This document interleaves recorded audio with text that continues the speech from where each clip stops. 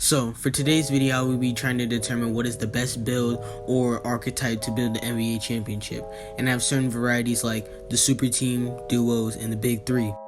And I'll be looking at certain things on how manageable is the team, how much is the team going to cost, how much personalities can collide, injuries, and just other determining factors on what will really affect these different type of archetype teams.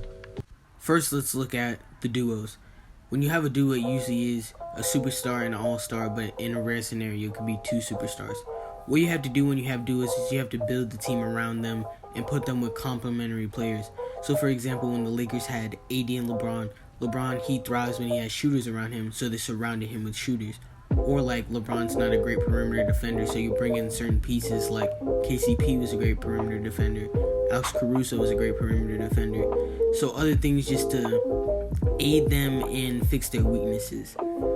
The only downfall to this type of archetype that I can think of is injuries. When one of your stars is injured, that team is not the same because those are the two building blocks of the whole team. They make the team run.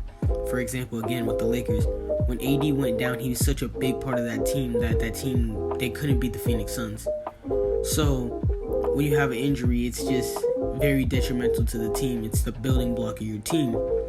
But if we look at any other thing like salary, when you have a duo, it's very manageable with the salary. You tie up only a little bit of the money to the duo, and then you, like I said, build the team around them. I feel like it's very manageable to build the team around them. For example, with the Clippers have Kawhi and Paul George, but they have so many complementary pieces, and we could say that team has the most depth in the league right now because of how many pieces that they can just plug and play and that complement them. So it's not hard to build around them. The personality thing, I feel like it doesn't really affect this type of archetype because there's not too many star personalities, too many people that aren't willing to share the ball. When you have a duo, like I said, usually have a superstar and an all-star, so the all-star knows that he's not the best player on that team and he takes the back seat. For example, Michael Jordan and Scottie Pippen. Scottie Pippen, he was selfish and he knew he wanted to be like one of the stones of the team and be treated like Michael, but in his heart he absolutely knew that he was the number 2 on the team. But now that I've talked about the benefits and the downfalls of this archetype, let's get into some of the examples of this working and some of them not working. First, of it working, Magic and Kareem, Shaq and Kobe, Michael and Scottie, LeBron and AD, Isaiah Thomas and Joe Dumars, Tim Duncan and David Robinson, just to name a few. But on the other side, we have examples like Stockton and Malone, who they were a great duo that played together, but they were never able to capture that NBA championship. Yao Ming and Tracy McGrady, and recent example, Paul George and Kawhi Leonard. The second team archetype would be the big three. This usually consists of a superstar and 2 all-stars. And the way of building this is very difficult because I feel like you have to first find your 3 and then have one of the 3 has to take a minor role. So 2 are going to be at the forefront and the third one's just going to not get as much praise and as much worship as he should. For example, with the Cavaliers when it was LeBron James, Kyrie Irving, and Kevin Love. Kevin Love, when they would lose, he would always get the blame as he didn't do enough, but when they win, they didn't give him the proper recognition that he deserved. And I feel like that's a major conflict with the team because there's just not going to be that same connect. And when you have a big 3, there's so much money just bundled up in between the 3. You can't build a great team around the big 3. You have a very weak depth of a team. For example, when the Miami Heat, it was LeBron James, Dwayne Wade, and Chris Bosh. They had minor role players like Ray Allen, Shane Battier, Norris Cole, Mario Chalmers, and just players like that who weren't the greatest in the league at the time, but they didn't need to be the greatest in the league. They just had to fit around LeBron, Wade, and Bosh because the big 3s, for the most part, going to carry that team. And if we look at some of the successes of the big 3, like I already mentioned, the Cavs, Heat, the Nets were someone who didn't succeed. The Warriors succeeded. And last I could think of that didn't succeed, I'd say the Suns did not succeed. Oh, and more recently, people forget about it, but Russ, PG, and Melo, that Thunder team did not succeed at all. So the way of building a big 3 is very interesting because it'll take away a lot of depth. You'll need to have a lot of money just to pay the big 3, and also the personalities have to match perfectly. The last archetype we'll be getting into is the super team. Let's get this out the way. There's two ways of building a super team. There's the first way where you have 2 superstars and 2 all-stars, and the last way would be, if I had to explain away, that Kevin Garnett, Ray Allen, Paul Pierce Celtics type team, where you have 3 all-star type players, but one's closer to being a superstar, and then you just have an absolute stacked deck of a team. I would consider that also a super team. And those are the 2 ways. And for example, for the super team where you have 2 superstars and 2 all-stars, I would bring up the Golden State Warriors, where they had Steph, Kevin Durant, Clay, and Draymond. That team was very effective, and when you get that team to work, that team is absolutely unstoppable. The only reason they ever lost to a team was because of injury. But the personalities didn't work out in that situation. Kevin Durant and Draymond would clash heads, and Kevin Durant didn't like being seen as Kevin Durant and the Warriors. He wanted to be seen as the Warriors, but he never got that. And that always messed with him, and then the media on top of that, bringing up narratives and pitting him against the Warriors, it just didn't end up working out. So the personalities are very hard to keep. The money for the first type of super team is very, very hard to keep. Just between Steph, KD, Clay, and Draymond, they all accumulated a total of $103,915,444. And that's just between those 4.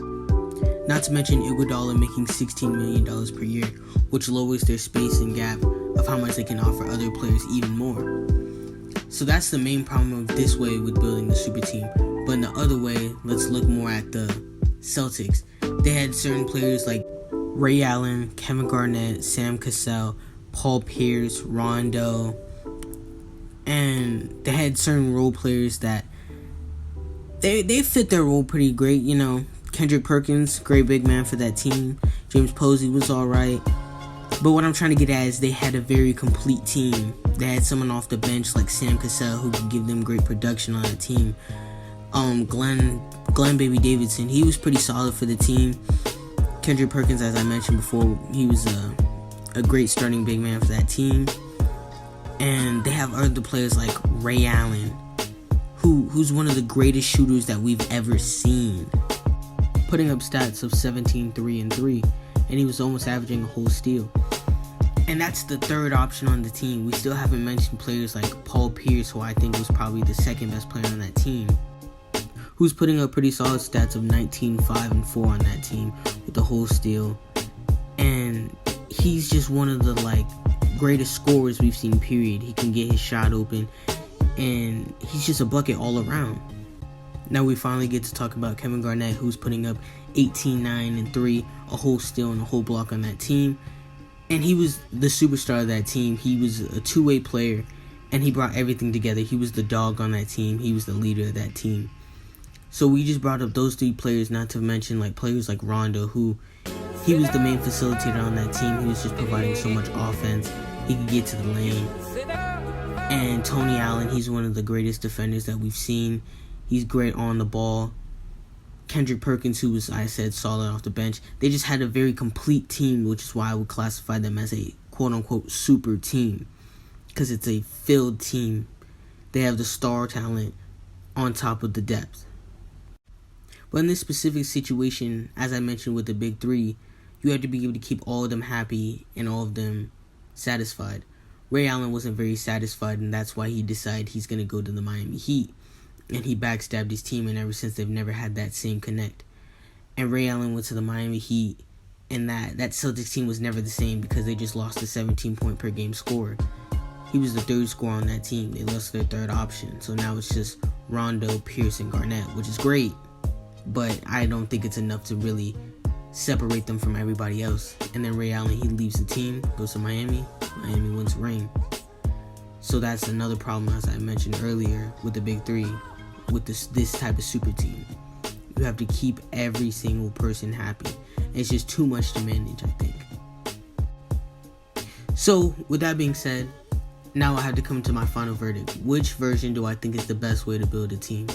Me personally, I believe the duo is the best way to build a team because it has the least amount of problems, but we've seen so many options and different varieties of people having success with the duos. Some of the greatest teams of all time are just mainly duos.